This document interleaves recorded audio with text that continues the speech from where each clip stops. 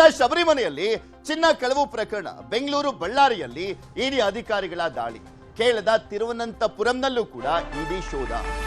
ಶಬರಿಮಲೆ ಚಿನ್ನ ಕಳವು ಪ್ರಕರಣಕ್ಕೆ ಸಂಬಂಧಪಟ್ಟಂತೆ ತನಿಖೆಯನ್ನ ಮಾಡಲಾಗ್ತಾ ಇದೆ. ಈ ಸಂದರ್ಭದಲ್ಲಿ ಇಡಿ ರೇಡ್ ಆಗಿದೆ. ಬೆಂಗಳೂರು ಬಳ್ಳಾರಿಯಲ್ಲಿ ಇಡಿ ಆಫೀಸರ್ಸ್ ರೇಡ್ ಮಾಡಿರುವಂತದ್ದು. ಕೇರಳದ ತಿರುವನಂತಪುರಂನಲ್ಲೂ ಕೂಡ ಇಡಿ ಅಧಿಕಾರಿಗಳು ಶೋಧವನ್ನು ಮಾಡ್ತಾ ಇದ್ದಾರೆ.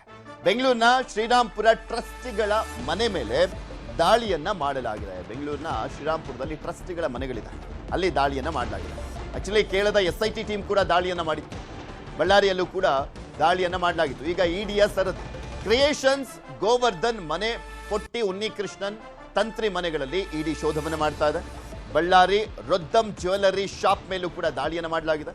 ಕಳೆದ ತಿಂಗಳು SIT ಆಫೀಸರ್ಸ್ ದಾಳಿಯನ್ನ ಮಾಡಿದ್ರು. ಕೇರಳದ SIT ಆಫೀಸರ್ಸ್, ಟ್ರಸ್ಟಿಗಳು, ರೊದ್ದಂ ಜ್ಯುವೆಲರಿ ಸಿಬ್ಬಂದಿ ತನಿಖೆ ಆಗಿತ್ತು. ಪ್ರಕರಣದಲ್ಲಿ ಎಂಟ್ರಿ ಆಗಿರುವಂತದ್ದು ಇಡಿ ಆಫೀಸರ್ಸ್.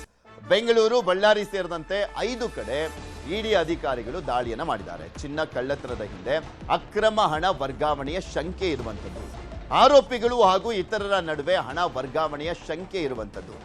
ಆದ್ರೆ ದಾಖಲೆಗಳು ಅಂತ ನೋಡಿದಂತ ಸಂದರ್ಭದಲ್ಲಿ ಏನ್ ಸಿಗ್ತಾವೋ ಗೊತ್ತಿಲ್ಲ. ಆದ್ರೆ ಡಿಜಿಟಲ್ ಡಾಕ್ಯುಮೆಂಟ್ಸ್ಗಳು ಸಿಕ್ಕಂತ ಸಂದರ್ಭದಲ್ಲಿ ಲಾಕ್ ಆಗುವಂತ ಸಾಧ್ಯತೆ ಇದೆ. ಯಾಕೆಂದ್ರೆ SIT ಆಫೀಸರ್ಸ್ ದಾಳಿ ಮಾಡಿದಂತ ಸಂದರ್ಭದಲ್ಲಿ, ಕೇರಳದ SIT officers, special investigation team ದಾಳಿ ಮಾಡಿದಂತ ಸಂದರ್ಭದಲ್ಲೇ ಎಚ್ಚೆತ್ಕೊಂಡಿರ್ತಾರೆ. ಈಗ ಇಡಿ ದಾಳಿ ಮಾಡಿದ್ರೆ ಅಲ್ಲೇನಾದ್ರೂ ಡಾಕ್ಯುಮೆಂಟ್ಸ್ಗಳು ಸಿಗ್ತವ?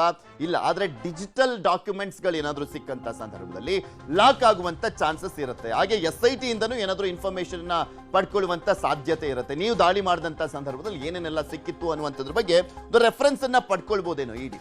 ಬಟ್ ಕಾದ್ ನೋಡ್ಬೇಕು ಈ ಪ್ರಕರಣಕ್ಕೆ ಸಂಬಂಧಪಟ್ಟಂತೆ ಏನೇನೆಲ್ಲ ಆಗುತ್ತೆ ಅನ್ನುವಂಥದ್ದನ್ನ. ಇವತ್ತು ಇಡಿ ಆಫೀಸರ್ಸ್ ಬೆಂಗಳೂರು ಮತ್ತು ಬಳ್ಳಾರಿಯಲ್ಲಿ ದಾಳಿಯನ್ನ ಮಾಡಿದ್ದಾರೆ. ಬಳ್ಳಾರಿಯಲ್ಲಿರುವಂತ ರೊದ್ದಂ ಜ್ಯುವೆಲರಿ ಮಾಲೀಕನ ಮನೆ ಹಾಗೂ ಜ್ಯುವೆಲರಿ ಅಂಗಡಿ ಮೇಲೆ ರೇಡ್ ಮಾಡಲಾಗಿದೆ. ಇದ್ರ ಬಗ್ಗೆ ಇನ್ನಷ್ಟು ಡೀಟೇಲ್ಸ್ ಅನ್ನ ಕೊಡ್ತಾ ಹೋಗ್ತಾರೆ ನಮ್ಮ ಬಳ್ಳಾರಿಯ ಪ್ರತಿನಿಧಿ ಬಸವರಾಜ್. ನಮ್ಮ ಜೊತೆ ನೇರ ಸಂಪರ್ಕದಲ್ಲಿ ಜಾಯ್ನ್ ಆಗಿದ್ದಾರೆ. ಬಸವರಾಜ್, ಇಲ್ಲಿ ಪ್ರಮುಖವಾಗಿ SIT ಟೀಮ್ ದಾಳಿಯನ್ನ ಮಾಡಿದ್ದನ್ನ ನೋಡಿದ್ವಿ. ಈಗ ಇಡಿ ಅಧಿಕಾರಿಗಳು ದಾಳಿಯನ್ನ ಮಾಡಿದ್ದಾರೆ. ಏನು ಅಪ್ಡೇಟ್ ಸಿಗ್ತಾ ಇದೆ? ಯಾವ ರೀತಿಯಾಗಿ ದಾಳಿ ಮಾಡಿದ್ರು? ಎಷ್ಟು ಜನ ಬಂದಿದ್ದಾರೆ? ಈಗ ಆಲ್ರೆಡಿ ಅದರ ಮಾಲೀಕರಿದ್ದಾರಾ? ವಿಚಾರಣೆ ಮಾಡ್ಲಾಗ್ತಾ ಇದೆಯಾ?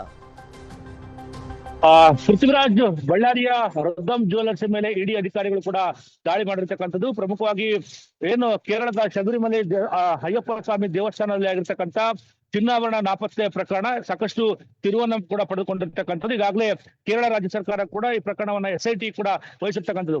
ಈಗಾಗಲೇ ಈ ಪ್ರಕರಣ ಸಂಬಂಧಪಟ್ಟಂಗೆ SIT ಕೂಡ ತನಿಖೆ ನಡೆಸಿ ಆರೋಪಿಗಳನ್ನ ಕೂಡ ಬಂಧನ ಕೂಡ ಮಾಡಿರ್ತಕ್ಕಂಥದ್ದು. ಈಗ ಮತ್ತೆ ಈ ತನಿಖೆಗೆ ಇಡಿ ಅಧಿಕಾರಿಗಳು ಕೂಡ ಎಂಟ್ರಿ ಕೊಟ್ಟಿರ್ತಕ್ಕಂಥದ್ದು. ನಾನೀಗ ಬಳ್ಳಾರಿಯ ಬೆಂಗಳೂರು ರಸ್ತೆಯಲ್ಲಿ ಇರ್ತಕ್ಕಂಥ ರೊದ್ದಂ ಜ್ಯುವೆಲರ್ ಶಾಪ್ ಮುಂಭಾಗದಲ್ಲಿ ಇರ್ತಕ್ಕಂಥದ್ದು. ಇದೇ ಜ್ಯುವೆಲರ್ ಶಾಪ್ ಮೇಲೆ ಈಗ ಇಡಿ ಅಧಿಕಾರಿಗಳು ಕೂಡ ದಾಳಿ ಮಾಡಿರ್ತಕ್ಕಂಥದ್ದು. ಬೆಳಗ್ಗೆ 6 ಗಂಟೆಗೆ ಇಡಿ ಅಧಿಕಾರಿಗಳು ಈ ಒಂದು ಜ್ಯುವೆಲರ್ ಶಾಪ್ಗೆ ಕೂಡ ಬಂದಿರತಕ್ಕಂಥದ್ದು. ಜ್ಯುವೆಲರ್ ಶಾಪ್ ಬಂದಿರತಕ್ಕಂಥ ಇಡಿ ಅಧಿಕಾರಿಗಳಿಗೆ ಒಂದು ಜ್ಯುವೆಲರ್ ಶಾಪ್ ನ ಬೀಗ ಕೂಡ ಓಪನ್ ಆಗಿರ್ಲಿಲ್ಲ. ಸುಮಾರು 1 ಗಂಟೆಗಳ ಕಾಲ ಇಡಿ ಅಧಿಕಾರಿಗಳು ಒಬ್ಬ ಜ್ಯುವೆಲರ್ ಶಾಪ್ ಮುಂದುಗಡೆ ನಿಂತಿರ್ತಕ್ಕಂಥದ್ದು. ತದನಂತರ ಅವರ ಕುಟುಂಬ ಸದಸ್ಯರನ್ನ ಕರೆಸಿ ಬೀಗವನ್ನ ಓಪನ್ ಮಾಡಿ ಈಗ ಇಡಿ ಅಧಿಕಾರಿಗಳು ಜ್ಯುವೆಲರ್ ಶಾಪ್ ಒಳಗಡೆ ಕೂಡ ಹೋಗಿರ್ತಕ್ಕಂಥದ್ದು. ಈಗಾಗಲೇ ಒಟ್ಟು ಕೇವಲ ಬಳ್ಳಾರಿ ಮಾತ್ರ ಅಲ್ಲ, ರಾಜ್ಯದ ಒಟ್ಟು 5 ಕಡೆ ದಾಳಿ ಆಗಿರ್ತಕ್ಕಂಥದ್ದು. ಜೊತೆಗೆ ಕೇರಳದ ತಿರುವನಂತಪುರದಲ್ಲಿ ಕೂಡ ಇಡಿ ಅಧಿಕಾರಿಗಳು ಕೂಡ ದಾಳಿ ಮಾಡಿರ್ತಕ್ಕಂಥದ್ದು. ಜೊತೆಗೆ ಬೆಂಗಳೂರಿನ ದೇವಸ್ಥಾನದ ಟ್ರಸ್ಟಿಗಳು ಸೇರಿದಂತೆ ಅರ್ಚಕ ಆಗಿರ್ತಕ್ಕಂಥ ಉನ್ನಿಕೃಷ್ಣ ನಿವಾಸದ ಮೇಲೆ ಕೂಡ ಇಡಿ ಅಧಿಕಾರಿಗಳು ಕೂಡ ದಾಳಿ ಮಾಡಿರ್ತಕ್ಕಂಥದ್ದು. ಈಗಾಗಲೇ ಇಡಿ ಅಧಿಕಾರಿಗಳು ಹಿಂದೆ ನಡೆದಿರ್ತಕ್ಕಂಥ SIT ಯಲ್ಲಿ ಕೂಡ ಇದೇ ಜ್ಯುವೆಲರ್ ಶಾಪ್ ಮೇಲೆ 3 ಬಾರಿ ಕೂಡ ದಾಳಿ ಆಗಿರ್ತಕ್ಕಂಥದ್ದು. ದಾಳಿ ಆದಂತ ಸಂದರ್ಭದಲ್ಲಿ ಕೂಡ 470 ಗ್ರಾಮ್ ಚಿನ್ನಾಭರಣ ಕೂಡ SIT ಅಧಿಕಾರಿಗಳು ಜಪ್ತಿ ಮಾಡಿಕೊಂಡಿರ್ತಕ್ಕಂಥದ್ದು ಕೂಡ ಇಲ್ಲಿ ಗೊತ್ತಾಗಿರ್ತಕ್ಕಂಥದ್ದು. ಇದಾದ್ರ ಜೊತೆಗೆ ಕಳೆದ ಹಲವು ವರ್ಷಗಳಿಂದ ಕೂಡ ಈ ದೇವಸ್ಥಾನದ ಅರ್ಚಕ ಆಗಿರ್ತಕ್ಕಂಥ ಉನ್ನಿಕೃಷ್ಣ ಮತ್ತೆ ಬಳ್ಳಾರಿಯ ರೊದ್ದಂ ಜ್ಯುವೆಲರ್ಸ್ ಮಾಲೀಕ ಆಗಿರ್ತಕ್ಕಂಥ ಗೋವರ್ಧನ್ ನಡುವೆ ಸಾಕಷ್ಟು ನಿಕಟ ಸಂಬಂಧ ಇರ್ತಕ್ಕಂಥದ್ದು.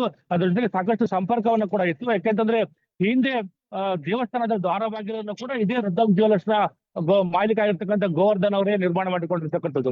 ಅದ್ರ ಜೊತೆಗೆ ಹಿಂದಿನ ಇರ್ತಕ್ಕಂಥ ಹಳೆಯ ದ್ವಾರ ಬಾಗಿಲು ಏನಿತ್ತು, ಆ ಒಂದು ದ್ವಾರ ಬಾಗಿಲಲ್ಲಿ ಸುಮಾರು 4.5 kg ಚಿನ್ನಾಭರಣ ನಾಪತ್ತೆ ಆಗಿದೆ ಅನ್ನೋದು ಕೂಡ ಇಲ್ಲಿ ಈಗಾಗಲೇ ಗೊತ್ತಾಗಿರ್ತಕ್ಕಂಥದ್ದು. ಈ ಬಗ್ಗೆ SIT ಅಧಿಕಾರಿಗಳು ಕೂಡ ಸಾಕಷ್ಟು ಆಯಾಮಗಳಲ್ಲಿ ಕೂಡ ತನಿಖೆ ನಡೆಸಿರ್ತಕ್ಕಂಥದ್ದು. ಈಗ ಇಡಿ ಅಧಿಕಾರಿಗಳು ದಾಳಿ ಮಾಡಿರ್ತಕ್ಕಂಥ ಹಿನ್ನೆಲೆಯಲ್ಲಿ ಸಾಕಷ್ಟು ದಾಖಲಾತಿಗಳನ್ನ ಜೊತೆಗೆ ಡಿಜಿಟಲ್ ಎವಿಡೆನ್ಸ್ ಅನ್ನು ಕೂಡ ಕಲೆಕ್ಟ್ ಮಾಡ್ಲಿಕ್ಕೆ ಕೂಡ ಮುಂದಾಗಿರ್ತಕ್ಕಂಥದ್ದು. ಜೊತೆಗೆ ಗೋವರ್ಧನ್ ಮತ್ತೆ ಉನ್ನಿಕೃಷ್ಣನ್ ಸೇರಿದಂತೆ ಏನು ಬೆಂಗಳೂರಿನ ಶ್ರೀರಾಮ್ಪುರ ಟ್ರಸ್ಟಿಗಳೇನಾದರೆ ಅಲ್ಲಿ ಕೂಡ ಅವರ ಅಕೌಂಟ್ ಗಳನ್ನು ಕೂಡ ಇಡಿ ಅಧಿಕಾರಿಗಳು ಪರಿಶೀಲನೆ ಮಾಡ್ತಾ ಇದ್ರನ್ನ ಮಾಹಿತಿ ಕೂಡ ಸಿಗ್ತಾ ಇದೆ.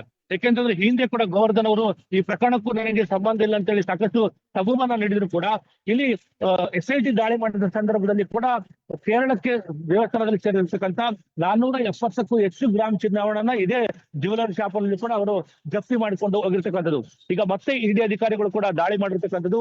ಬೆಳಿಗ್ಗೆಯಿಂದ ಕೂಡ ಜ್ಯುವೆಲರಿ ಶಾಪ್ ನಲ್ಲಿ ಕೂಡ ಅವರ ಜ್ಯುವೆಲರಿ ಶಾಪ್ ಅಲ್ಲಿ ಕೆಲಸ ಮಾಡ್ತಕ್ಕಂಥ ಎಲ್ಲಾ ಸಿಬ್ಬಂದಿಗಳ ಜೊತೆಗೆ ಅವರ ಕುಟುಂಬದ ಮಾಲೀಕರ ಸಮ್ಮುಖದಲ್ಲೇ ಈಗ ಪರಿಶೀಲನೆ ಕೂಡ ಮಾಡ್ತಾ ಇರ್ತಕ್ಕಂಥದ್ದು.